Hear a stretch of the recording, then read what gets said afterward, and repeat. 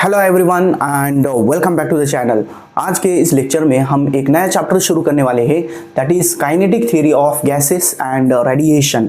आज के लेक्चर में इसका इंट्रोडक्टरी पार्ट देखेंगे, उसके बाद में behaviour of gas, real gas क्या होती है, आइडियल गैस क्या होती है, और लास्ट में प्रेशर ऑफ आइडियल गैस, ये एक इंपॉर्टेंट डेरिवेशन होता है, उसे भी आज के लेक्चर में हम कवर करेंगे। तो चलिए शुरू करते हैं सबसे पहले इसके वेटेज के साथ में। तो बोर्ड एग्जाम के लिए इस चैप्टर का वेटेज विथ ऑप्शन 7 मार्क्स का है, मतलब 7 मार्क के क्वेश्चंस इस चैप्टर से पूछे जाएंगे। और एमएसटी सीईटी के लिए इस चैप्टर का वेटेज नियरली 3 क्वेश्चंस होता है, मतलब इस चैप्टर से 3 क्वेश्चन आएंगे, 50 में से 3 क्वेश्चन इस चैप्टर से हो सकते हैं। तो बोर्ड के लिए भी और सीईटी के लिए भी ये चैप्टर इंपॉर्टेंट है, क्योंकि चैप्टर अगर देखा जाए तो छोटा है, उसके अंदर कॉन्सेप्ट्स बहुत इजी है, लिमिटेड नंबर ऑफ क्वेश्चंस होते हैं। तो इस चैप्टर को आप लोगों को अच्छी तरह से करना होगा। इसके अंदर हमें स्टडी क्या करना होता है, काइनेटिक थ्योरी ऑफ गैसेस, ये जो पार्ट होगा इसके अंदर बिहेवियर ऑफ गैस, मतलब किसी कंटेनर के अंदर गैस फिल की गई होंगी तो गैस मॉलिक्यूल्स किस तरह से बिहेव करते हैं, वो वॉल्स के ऊपर कितना प्रेशर अप्लाई करेंगे, उनका स्पीड कितना होता है, उनकी एनर्जी कितनी होती है, ये सभी पार्ट्स आते हैं। उसके बाद में रेडिएशन, मतलब हीट ट्रांसफर होने के 3 मोड्स होते हैं, कंडक्शन, कन्वेक्शन और रेडिएशन। कंडक्शन और कन्वेक्शन हम 11th के अंदर देखते हैं, और जो रेडिएशन का पार्ट होगा जिसके अंदर इलेक्ट्रोमैग्नेटिक वेव के फॉर्म में जो हीट है वो ट्रांसफर होंगी, तो वो अगर किसी सरफेस पर पड़ती है तो उसके अंदर से क्या उसके अंदर फिनोमिनॉन्स होते हैं, एब्सॉर्प्शन होगा, रिफ्लेक्शन होगा, ट्रांसमिशन होगा, या फिर अगर किसी हॉट ऑब्जेक्ट से रेडिएशंस निकल रहे तो वो किस तरह से निकलेंगे, किसके ऊपर डिपेंड करते हैं, ये सभी पार्ट रेडिएशन के अंदर आता है। सो सबसे पहले हम इसका इंट्रोडक्टरी पार्ट देखते हैं। तो सबसे पहले चैप्टर के अंदर जो बेसिक केमिस्ट्री के अंदर आप लोगों ने देखा होगा, Boyle's law, Charles law and Lussac's law, वो दिए हुए हैं, उसके ऊपर से आइडियल गैस इक्वेशन हमें डिराइव करनी होती है। सो सबसे पहले हमारा टॉपिक होगा ideal gas equation. Ideal gas equation, ideal gas equation. So इसके अंदर बेसिकली 3 लॉज हैं। फिजिक्स के अंदर हम ज़्यादा डिटेल में नहीं जाते, बस ऊपर से क्या लॉज है, उसकी वो किसके ऊपर डिपेंड करते हैं, और लास्ट में इक्वेशन कैसी आई है उसे हमें देखना होगा।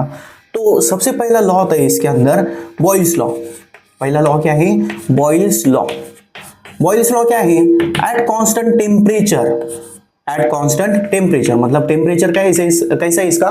कांस्टेंट है। At constant temperature volume of gas is inversely proportional to the pressure.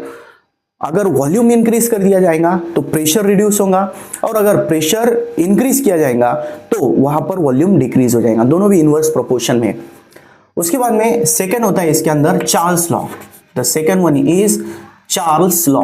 Charles law, Charles law ये कांस्टेंट प्रेशर के ऊपर होता है। At constant pressure, at constant pressure, pressure क्या है इसके अंदर?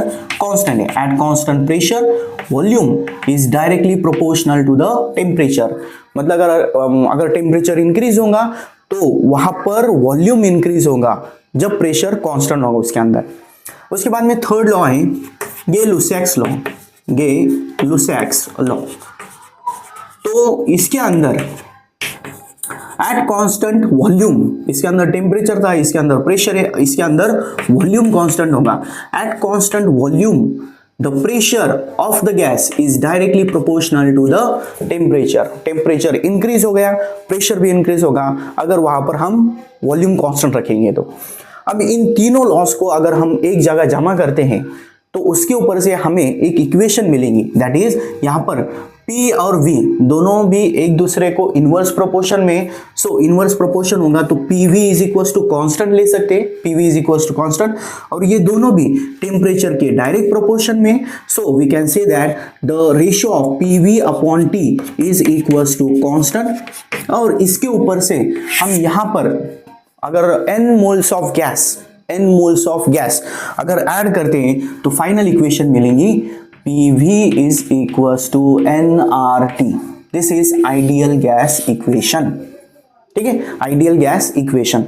अब इसके अंदर यहाँ पर न्यूमेरिकल्स पूछे जाते हैं, बोर्ड के लिए भी और सीईटी के लिए भी। इसके अंदर डायरेक्टली ये जो इक्वेशन है इसका यूज नहीं करना होता है। आगे प्रॉब्लम सॉल्व करने के लिए आप लोगों को नंबर ऑफ मोल्स का फॉर्मूला चाहिए, उसके बाद में एनर्जी का पार्ट आएगा तो उसके अंदर आर की वैल्यू क्या होती है वो भी वहां पर रिक्वायर्ड होगा। सो सबसे पहले यहां पर जो n दिया हुआ है, this n is number of moles. n क्या होता है? Number of moles. Number of moles, number of moles क्या होता है? It is the ratio of, यहां पर हम रेशियो से दिखा सकते हैं, क्या होगा वो?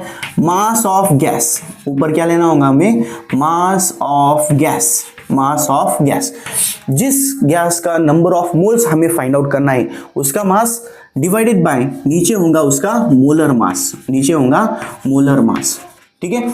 So number of moles calculate करने के लिए मास ऑफ गैस रिक्वायर्ड है और डिवाइडेड बाय मोलर मास करना होगा। मास ऑफ गैस के लिए हम कैपिटल M सिंबल ले सकते हैं, ठीक है, और डिवाइडेड बाय मोलर मास के लिए m0 ये सिंबल हमें यूज करना होगा। उसके बाद में इसका और एक फॉर्मूला होता है, एक फॉर्मूला दूसरा क्या होगा यहाँ पर? Number of molecules. Number of molecules, number of molecules divided by Avogadro's number. Avogadro's number, ठीक है। ये एवोगाद्रोस नंबर जो है वो एक टाइप का कांस्टेंट है। सिंबॉलिकली अगर दिखाया जाएगा तो नंबर ऑफ मोल्स के लिए n, ये सिंबल यूज करेंगे हम, सॉरी नंबर ऑफ मॉलिक्यूल्स, उस गैस के अंदर कितने मॉलिक्यूल्स प्रेजेंट है वो होगा n, and divided by Na। Na is the Avogadro's number which is constant. वो क्या होगा यहाँ पर? कांस्टेंट होगा। सो यहाँ पर हम ये जो n है उसके लिए ये दो फॉर्मूलेज यूज कर सकते हैं। और यहाँ पर जो R है, this R is known as ideal gas constant, universal gas constant बोलते हैं इसे, universal gas constant, gas constant. So universal gas constant जो है उसकी वैल्यू कांस्टेंट होती है, फिक्स्ड होती है, दैट इज 8.314 जूल पर मोल पर केजी, सॉरी पर मोल पर डिग्री सेल्सियस, ऐसा कुछ सभी उसका यूनिट होता है। नॉट सो इम्पॉर्टेंट, यहाँ पर उसकी वैल्यू हमें यूज करनी होगी, ऐसा यूनिट्स के अंदर उसकी वैल्यू होती है 8.314। और ये जो होगा ideal gas universal gas constant R, उसका दूसरा एक फॉर्मूला होता है, alternate formula, that is Na into KB. Na into Kb. Na is the Avogadro's number which is constant, and Kb is the Boltzmann constant which is also constant. इन दोनों का अगर multiplication करेंगे तो ये वैल्यू मिलती है 8.314। क्लियर? इस topic के अंदर ज्यादातर ये केमिस्ट्री के अंदर डिटेल में होता है आप लोगों का, यहाँ पर फिजिक्स के अंदर बस हमें फॉर्मूलेज यूज करने होंगे, किस तरह से आया है, उसके बाद में टर्म्स का मीनिंग क्या होता है, इसके डिटेल में नहीं जाना है, बस ये वो जो फॉर्मूला है ये वाला, ये हमें आगे चलकर लगे यूज करना होगा। उसके बाद में एनर्जी का पार्ट जब आएगा तब R की वैल्यू Na Kb ये पुट करनी होगी। क्लियर? सो लिखना होगा तो स्क्रीन पॉज करके लिख लो। उसके बाद हम चलते हैं आइडियल और रियल गैस की तरफ, ठीक है। तो यहां पर हमने आइडियल गैस इक्वेशन ले ली, आइडियल गैस इक्वेशन कंसीडर की, बट आइडियल गैस किसे बोलेंगे? आइडियल गैस क्या होती है और प्रैक्टिकली या रियलिटी के अंदर किस तरह की गैस प्रेजेंट होती है? सबसे पहले हम देखेंगे आइडियल गैस क्या होती है। आइडियल गैस मतलब हमारा नेक्स्ट टॉपिक हम इसके अंदर लेंगे ideal and real gas. Ideal and real gas, real gas. तो देखो ये जो टॉपिक है इसके अंदर हम लोगों को एग्जैक्टली बिहेवियर कैसा होता है, उसके अंदर हम बिहेवियर ऑफ गैस ये टॉपिक भी कवर कर लेंगे। तो यहां पर देखो सिंपल है, गैस होंगी, अगर किसी कंटेनर के अंदर गैस है तो वो गैस के अंदर एग्जैक्टली चल क्या रहा है, कंटेनर के अंदर क्या चल रहा है, उसे दिखाने के लिए एक सिमुलेशन होता है। मैं एक शॉर्ट वीडियो के अंदर वो लेक्चर होने के बाद में वो अपलोड कर दूंगा, कल या परसों आ सकता है इस चैनल के ऊपर। सो देखो इसके अंदर अगर हम कोई गैस कंटेनर कंसीडर करते हैं, इस तरह से हमारे पास कोई गैस कंटेनर है तो उसके अंदर गैस फिल की हुई है, इस तरह से गैस फिल की हुई है, गैस मॉलिक्यूल्स के फॉर्म में होंगे, इस तरह से मॉलिक्यूल्स के फॉर्म में हो। क्लियर? बट वो जगह पर रुके हुए नहीं है, वो कंटिन्यूअसली मोशन के अंदर है। मोशन कैसा होगा उसको इमेजिन करने के लिए आप कंसीडर करो कि एक एम्प्टी रूम है जिसके अंदर ऊपर की जो फ्लोर है वो कंक्रीट की बनी हुई है, नीचे भी वैसा है, साइड का भी वैसा है, कोई दरवाजे खिड़की नहीं है, कुछ भी नहीं है।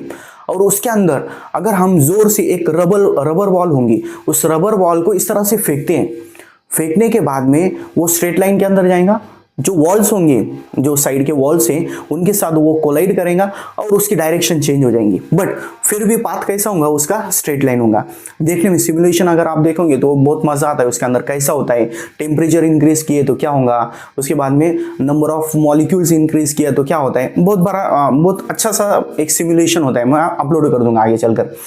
तो बस इमेजिन करो आप क्या कि इसके अंदर जो मॉलिक्यूल्स होंगे वो कंटिन्यूअसली इस तरह से मोशन के अंदर, एक मॉलिक्यूल का पता है, एक कोई रूम है, एम्प्टी रूम है, उसके अंदर एक कोई कलर रेड कलर की बॉल है, इस तरह से रबर की बॉल होंगी, जोर से फेंका जाए उसे तो वो कंटिन्यूअसली क्या करेगा, जिस डायरेक्शन के अंदर उसे जगह मिलेंगी, जिस तरह डायरेक्शन के अंदर, फॉर एग्जांपल यहां से मैंने उसे थ्रो किया, इधर चले गया वो, उसके बाद में यहां पर आ गया, उसके बाद में यहां पर आ गया, इस तरह से वो कंटिन्यूअसली उसके अंदर वो ट्रैवल करता रहेगा। तो यहाँ पर उसका स्पीड भी बहुत ज़्यादा होता है, नियरली 300, 400, 500 मीटर पर सेकेंड रूम टेम्परेचर के ऊपर उसका स्पीड होता है, बहुत ज़्यादा स्पीड होता है। तो वो एक उसका स्ट्रेट लाइन पाथ होगा। बट अगर कोई वॉल आ गई, कोई सरफेस ऑब्स्टेकल आ गया तो वहाँ पर वो बाउंस करेगा, ठीक है। तो इस तरह से ये एक मॉलिक्यूल का हो गया। अब वहाँ पर अगर उसी रूम के अंदर अगर हम 10 बॉल्स डाल दें, 10 बॉल से वो कंटिन्यूसली रैंडम मोशन के अंदर है, तो वहाँ पर क्या होगा, जो बॉल्स होंगी वो बॉल्स कंटिन्यूअसली वॉल्स के साथ तो कोलाइड कर रही होंगी, बट उसी के साथ में अगर कोई मॉलिक्यूल उनके पाथ के बीच में आ गया, मतलब इस तरह से ये जा रहा था मॉलिक्यूल, दूसरा मॉलिक्यूल उनके पाथ के बीच में आ गया, ठीक है, तो यहां पर उसकी डायरेक्शन चेंज हो जाएंगे, फिर से वहां पर वो बाउंस, इलास्टिक कोलिजन दिखाएगा। कौन सा, इलास्टिक, मतलब वहां पर जो काइनेटिक एनर्जी वो चेंज नहीं होंगे उसकी, बस उसकी डायरेक्शन चेंज हो जाएगी। ओके, इलास्टिक कोलिजन उसके अंदर दिखाई देगा हमें।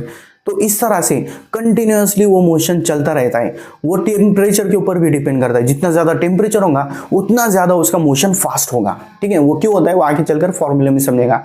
तो यहां पर इस तरह से कुछ बिहेवियर दिखाई देता है। नॉर्मल कोई गैस कंटेनर होगा, उसके अंदर जितने ज्यादा मॉलिक्यूल्स होंगे उतने ज्यादा कोलिजन्स होते हैं वहां पर।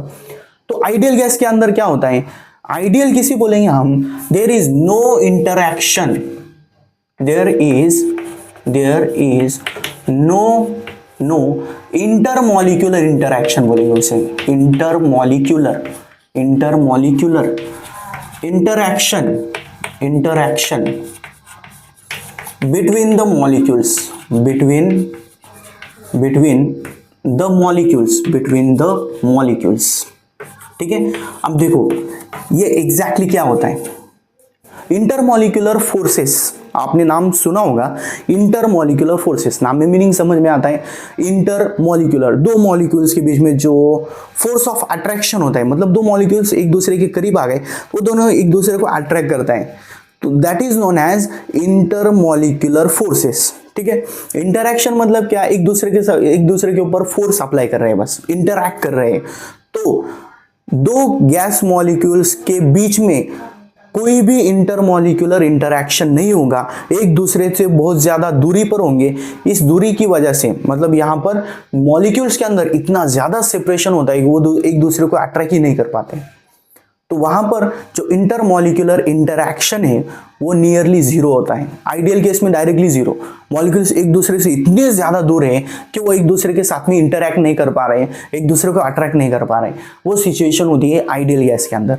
और दूसरी जगह रियल गैस कोई कंटेनर अगर होगा उसके, जिसके अंदर गैस फिल की होंगी, या किसी रूम के अंदर जो गैसेस प्रेजेंट होते हैं, बहुत सारे गैसेस होंगे, that is oxygen, carbon dioxide, या दूसरे कोई गैसेस होंगे, कोई डस्ट पार्टिकल्स होंगे, ये सभी गैसेस उसके अंदर प्रेजेंट होते हैं। तो वहां पर अलग केस होती है। वहां पर क्या होगा, जो मॉलिक्यूल्स हैं, गैस मॉलिक्यूल्स है, वो इतने ज्यादा नंबर के अंदर है कि वो एक दूसरे के करीब आते हैं। इंटरमॉलिक्यूलर फोर्सेस ऑफ अट्रैक्शन की वजह से एक दूसरे के ऊपर फोर्सेस अप्लाई करते हैं, फिर बाद में कोलाइड होकर निकल जाते हैं। तो आइडियल सिचुएशन के अंदर एक दूसरे से बहुत ज्यादा सेपरेशन है। तो रियल और आइडियल, इन दोनों को हम, कोई रियल गैस होंगी उसे आइडियल के अंदर कन्वर्ट कर सकते हैं। Real gas can be converted into the ideal gas by low density, मतलब जो रियल गैस होंगी उसकी डेंसिटी कम करना होगी। डेंसिटी कम करने का मतलब क्या, मास अपॉन वॉल्यूम। डेंसिटी क्या होता है, मास अपॉन वॉल्यूम। तो एक पर्टिकुलर वॉल्यूम के अंदर जो नंबर ऑफ मॉलिक्यूल्स है वो कम कर देंगे। अगर किसी रूम के अंदर कंसीडर करो 1000 मॉलिक्यूल्स थे, तो उसका इंटरेक्शन और उस कंटेनर के अंदर बस दो मॉलिक्यूल्स हैं। अब दो मॉलिक्यूल्स होंगे, पहले क्या हो रहा था, एक दूसरे के साथ इंटरेक्शन हो रहा था, बट दो ही होंगे तो वो एक दूसरे के साथ में इंटरेक्शन कम कर पाएंगे। दूसरा पॉइंट लो डेंसिटी हो गया या लो प्रेशर। लो प्रेशर, अब प्रेशर लो है, प्रेशर लो है, लो प्रेशर का मीनिंग क्या है, अब वहां पर प्रेशर कम रखना है, मतलब मॉलिक्यूल्स को एक दूसरे से दूर रखना है, ठीक है। प्रेशर अगर कम होगा उसका मतलब क्या, वहां पर एक मॉलिक्यूल्स एक दूसरे से बहुत ज्यादा दूरी पर है, वही मीनिंग है लो डेंसिटी और लो प्रेशर का मीनिंग है। उसके बाद में इसका टेम्परेचर हाई रखना होगा, high temperature, high temperature, high temperature.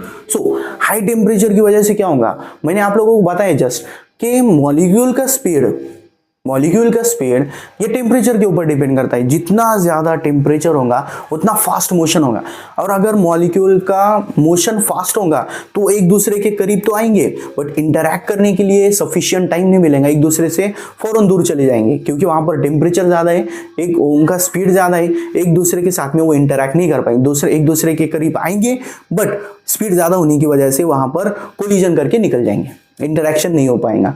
तो यहां ऐसे इस तरह से रियल गैस का कन्वर्जन आइडियल गैस में कर सकते हैं, ये पॉइंट यहां पर इंपॉर्टेंट होगा, ठीक है। उसके बाद में अब इसी बिहेवियर ऑफ गैस के अंदर एक टर्म आती है that is mean free path. एक टर्म कौन सी है, mean free path. Mean free path, mean free path मतलब क्या, the distance traveled by the molecule, traveled by the molecule between two successive collision, between two successive collisions is known as mean free path।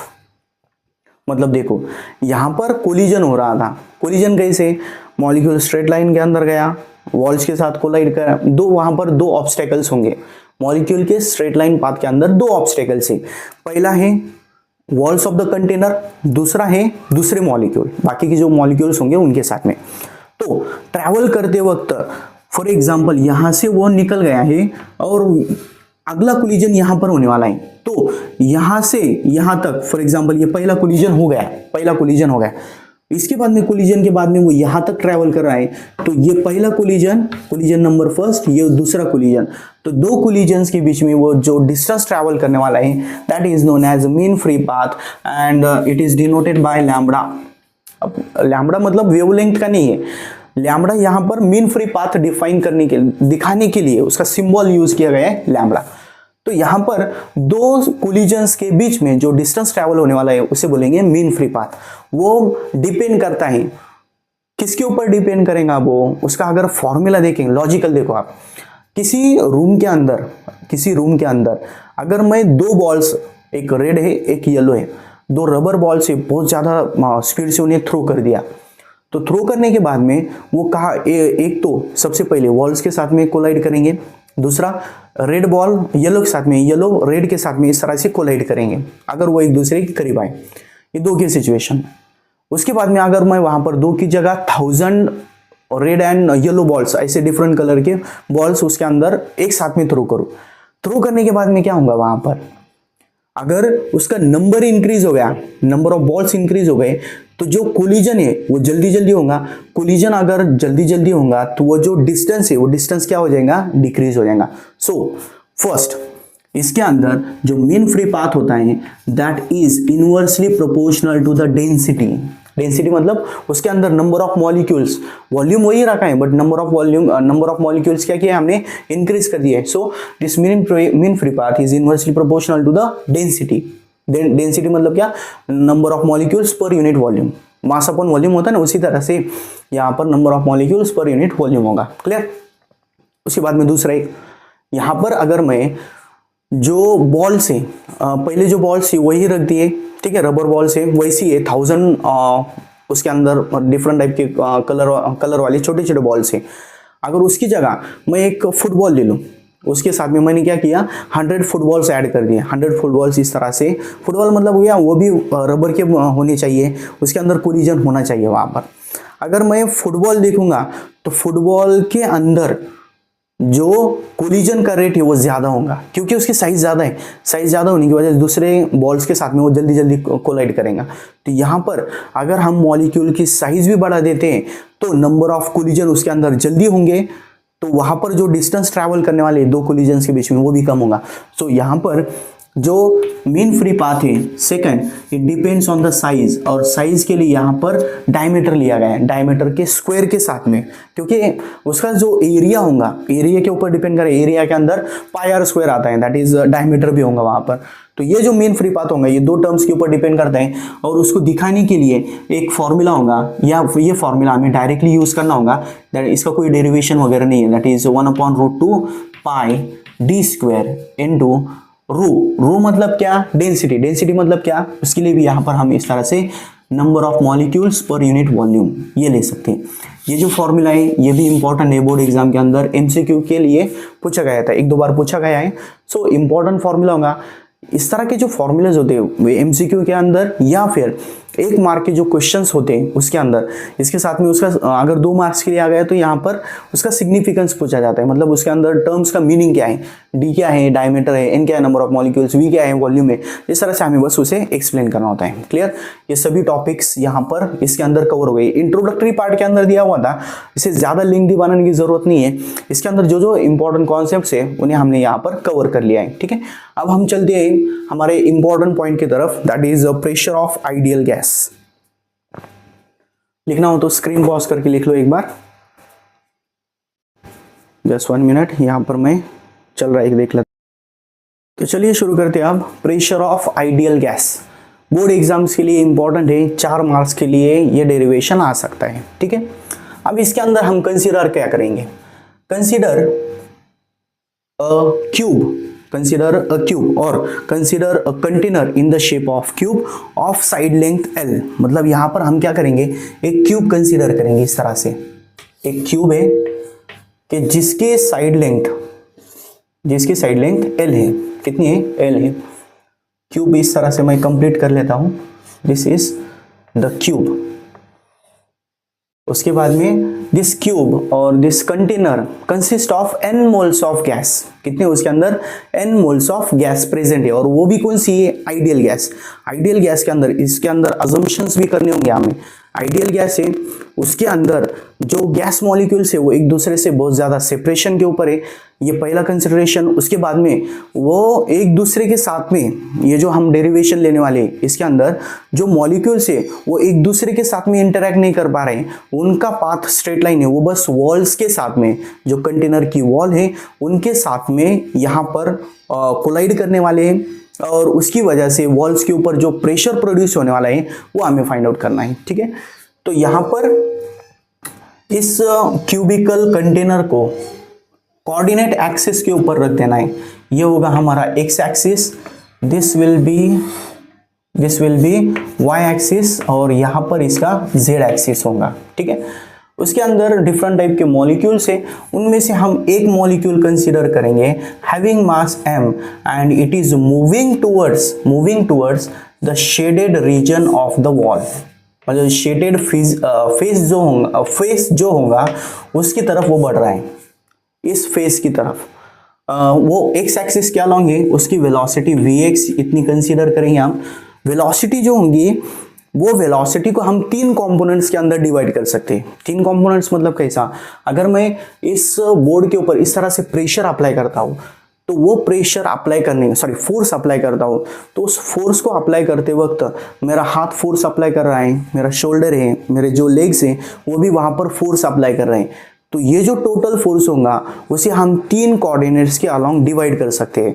X axis के along कितना है, अगर किसी corner की तरफ देखा जाएंगे, अगर किसी रूम का कॉर्नर है तो उसका एक्स एक्सिस नीचे हो गया, वाई एक्सिस ऊपर की तरफ हो गया, जेड एक्सिस आपकी तरफ हो जाएगा।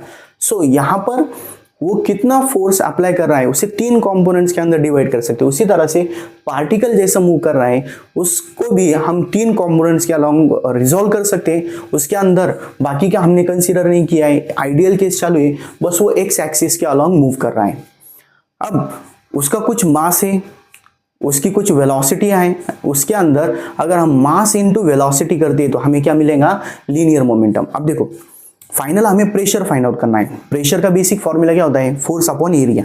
एरिया तो सिंपल है, एल इंटू एल करेंगे तो L square that is area हो जाएगा उसका।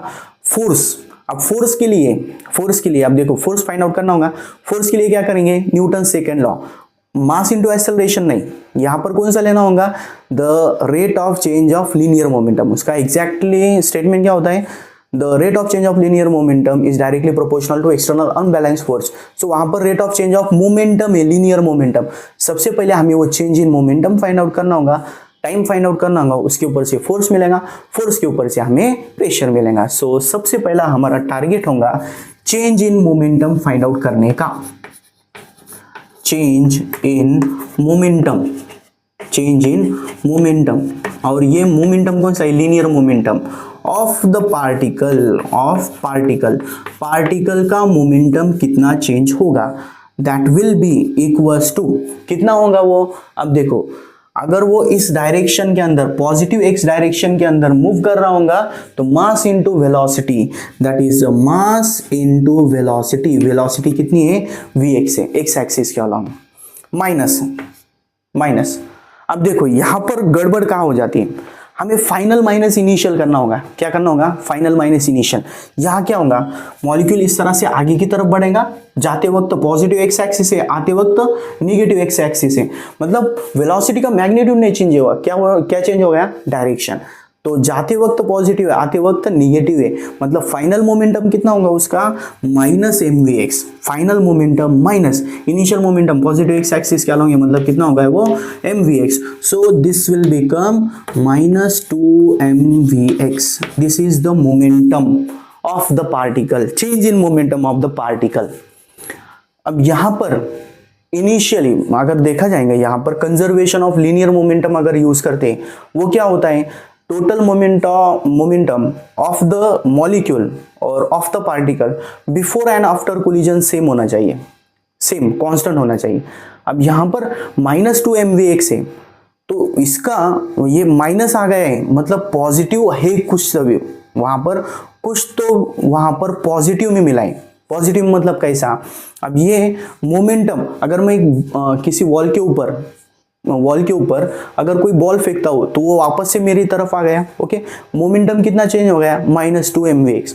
तो वहां पर होना कितना चाहिए था, दोनों के एडिशन, मतलब क्या, जाते वक्त जितना था उतना ही आते वक्त है, बट यहाँ पर निगेटिव डायरेक्शन के अंदर हो, डायरेक्शन चेंज हो गए बस। तो यहाँ पर हमें ये जो निगेटिव है इसका पॉजिटिव उतनी ही वैल्यू कहाँ पर चली गई, पॉजिटिव वैल्यू कहाँ चली गई, that momentum is transfer to the wall.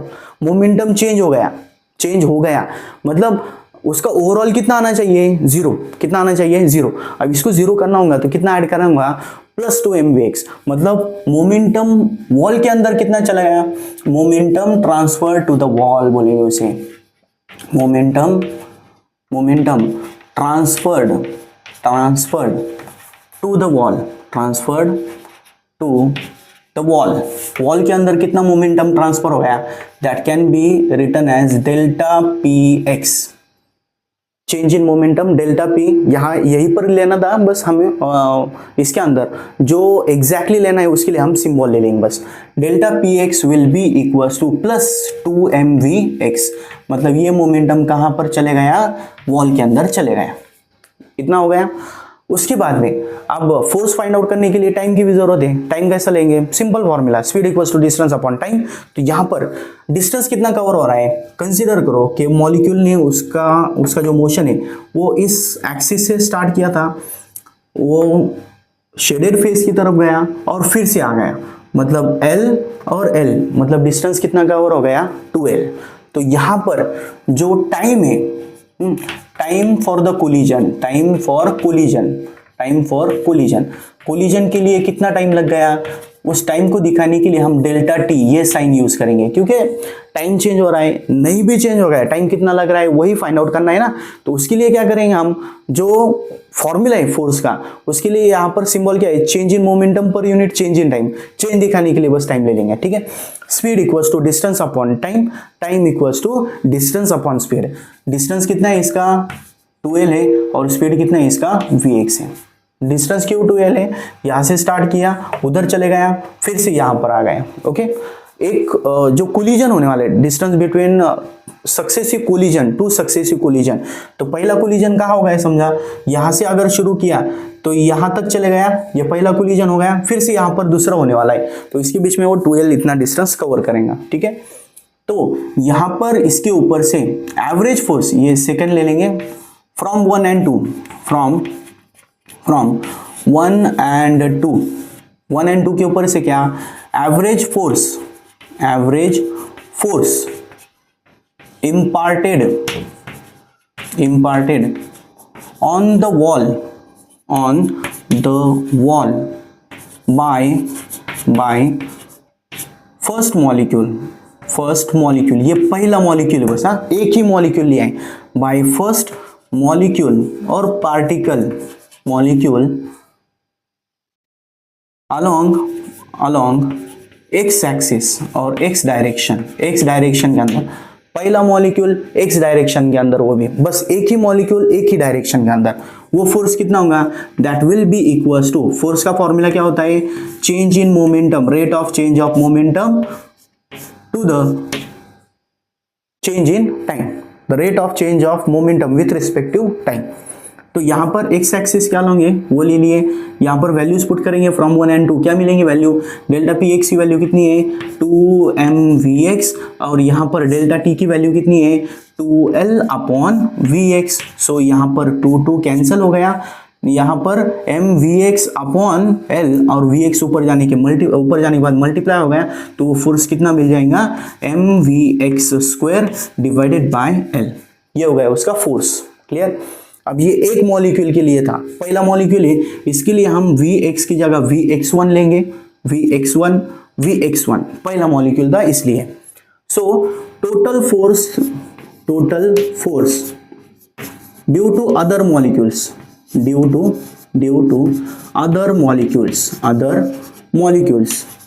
और वो भी किस तरफ, वो भी पॉजिटिव एक्स डायरेक्शन की तरफ।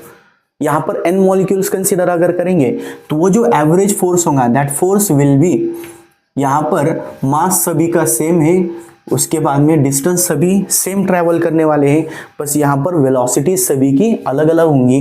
पहले मॉलिक्यूल की वेलोसिटी होंगी Vx1², दूसरे की होंगी Vx2², उसी तरह से लास्ट मॉलिक्यूल की कितनी होंगी Vxn²। ठीक है, इस तरह से सभी की क्या करनी होंगी हमें एडिशन। नाउ आगे चलकर क्या करना है, बस हमें इसके अंदर एवरेज वेलोसिटी फाइंड आउट करनी है। Vx1, Vx2, Vx3, ये क्या है, ये डिफरेंट मॉलिक्यूल्स की वेलोसिटी है along x axis only.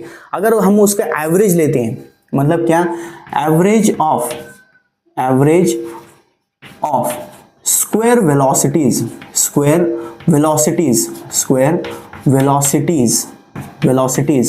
along x axis के along ये जो एवरेज होंगी, एवरेज मतलब क्या, addition of all the terms divided by number of terms. तो यहाँ पर एवरेज के लिए हम Vx² बार लेंगे।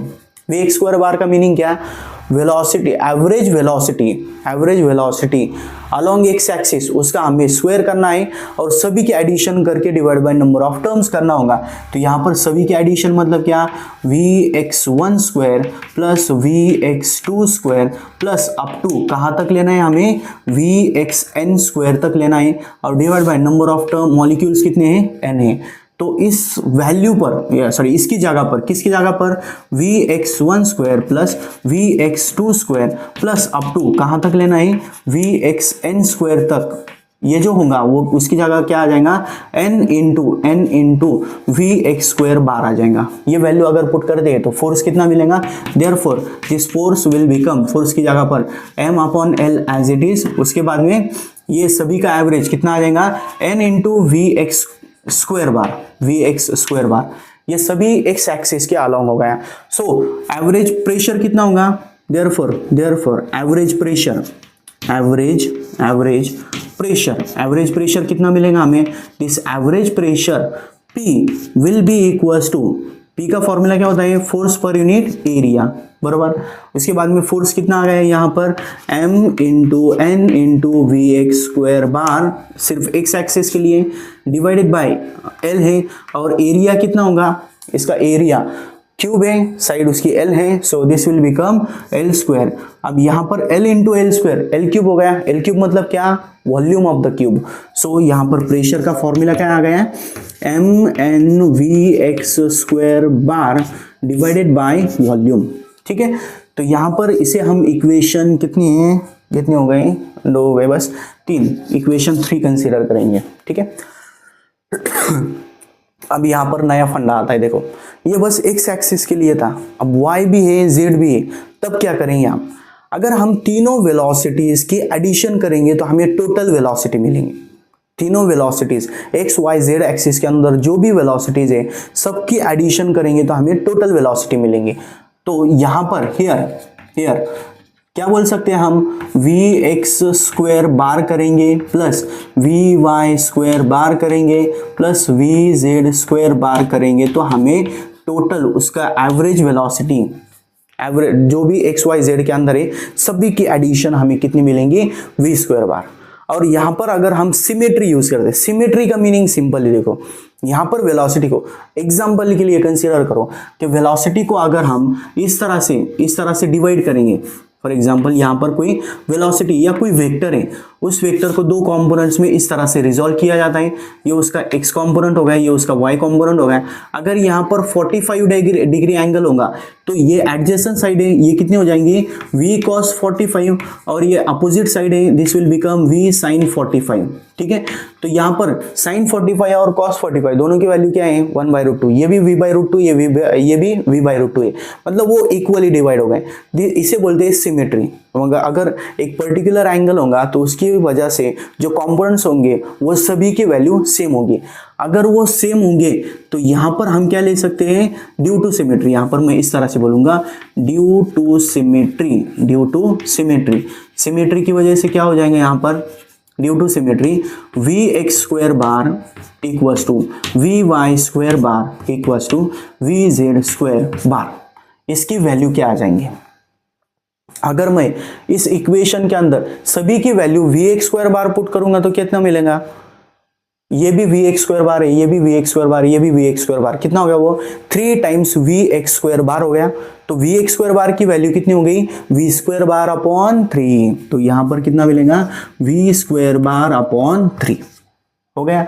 मतलब यहां पर अगर सिमेट्री होंगे तो v x v y v z तीनों की जगह क्या आ सकता है, वी स्क्वायर बार अपॉन 3। तो ये जो इक्वेशन है, इक्वेशन 3 बिकम्स कितनी हो जाएंगी, फिर से यहां पर pressure P will be equals to ये m n as it is, और वी एक्स स्क्वायर बार की जगह कितना आ जाएगा, v square bar divided by 3, और क्या रहेगा यहाँ पर v, this is the pressure of ideal gas, ठीक है। होप आप लोगों को ये अच्छी तरह से समझ आ गए होंगे। एक बार मैं समराइज कर देता हूँ, रिवाइज कर देता हूँ, क्या क्या कंसीडर किया है। Consider a container in the shape of cube contains n moles of gas in which the first molecule of mass m is moving towards a positive x direction. The change in momentum after collision, the change in momentum of the particle or of the molecule will be final कितना है, minus m v x, initial कितना है m v x, दोनों की subtraction -2 m v x. तो wall के ऊपर कितना ट्रांसफर हो गया, the momentum transfer to the wall is कितना, पॉजिटिव साइन लेना है बस। उसके बाद में टाइम लेंगे, time is equals to distance upon speed, distance कितना होगा 2l और स्पीड कितना है वी एक्स, वो हो गया। उसके बाद में अब यहाँ पर दोनों का अगर रेशियो लेंगे तो हमें क्या मिलेगा, फोर्स। फोर्स क्या होता है, it is the rate of change of linear momentum. So delta p x upon delta t आ गया, डेल्टा पी एक्स की वैल्यू डेल्टा टी की वैल्यू पुट करेंगे तो ये वैल्यू मिल जाएगी। अब ये किसके लिए था, बस पहले मॉलिक्यूल के लिए, एक मॉलिक्यूल के लिए था। अब बाकी की मॉलिक्यूल से वो भी एक्स डायरेक्शन के अंदर मूव करेंगे, उनका कोई कंपोनेंट मूव कर रहा होगा तो उनकी भी हमें एडिशन करने होंगे। सभी के अंदर m और l कांस्टेंट है, सेम है, बाकी की वैल्यूज यहाँ पर चेंज होंगे, उन सभी की एडिशन कर लिए। उसके बाद में जो भी वेलोसिटीज एक्स एक्सिस के अलॉन्ग है जितने भी मॉलिक्यूल्स के उन सभी के यहाँ पर एडिशन कर लेंगे, उसका मीन ले लेंगे, स्क्वायर करके एडिशन करना है, divide by number of terms करना है, तो हमें उसके बाद में क्या मिल जाएगा, average of all the velocities of the particles moving along the x direction. उसके बाद में यहाँ पर उसके ऊपर से ये जो ब्रैकेट है ऊपर न्यूमरेटर उसकी वैल्यू इतनी मिल जाएंगी, वो इसके अंदर पुट कर देंगे तो हमें फोर्स मिल गया।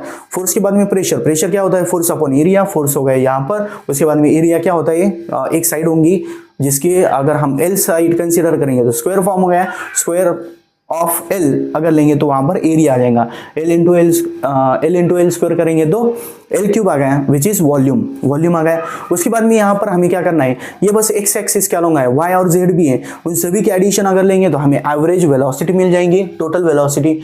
उसके अंदर अगर हम सिमेट्री लेंगे, तीनों अगर इक्वली डिस्ट्रीब्यूट हो गए होंगे तो यहाँ पर तीनों की एडिशन, तीनों की वैल्यू सेम होगी, V x square bar plus V x square bar plus V x square bar, कितना हो गया वो 3 times we x square bar, और उसके अंदर वी एक्स स्क्वायर बार की वैल्यू कितनी आ जाएंगी, V square bar upon 3 divide के अंदर चले जाएगा, वो वैल्यू को बस इसके अंदर पुट करना है, उसके ऊपर से हमें प्रेशर मिल जाएगा। ठीक है, सो सबसे पहले स्क्रीन पॉज करके लिख लो।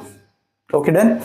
अब ये जो पार्ट हमने देखा है बोर्ड एग्जाम के लिए इंपॉर्टेंट है, बोर्ड के ऊपर जितना लिखा हुआ है और साथ में यहाँ पर इसका छोटा सा एक्सप्लेनेशन जो मैंने आप लोगों को बताया वो अगर आप ऐड कर देते हो तो इस क्वेश्चन के ऊपर आप लोगों को इजीली 4 मार्क्स मिल सकते हैं।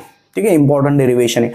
तो आज के लेक्चर के लिए बस इतना ही, प्रेशर पर हम स्टॉप करते हैं। अगले लेक्चर में इसी प्रेशर से शुरू करेंगे, उसके अंदर जो आरएमएस वेलोसिटी होती है, उसके बाद में काइनेटिक एनर्जी कितनी होगी, उसके अंदर मॉलिक्यूल्स की कितनी होती है, उसके बाद में equipartition theorem, mono atomic diatomic molecules के लिए एनर्जी कितनी होगी, उसके बाद में मेयर्स इक्वेशन क्या है, इस टॉपिक को हम अगले लेक्चर के अंदर कवर करेंगे। तो तब तक के लिए पढ़ाई करते रहिए। Thank you so much.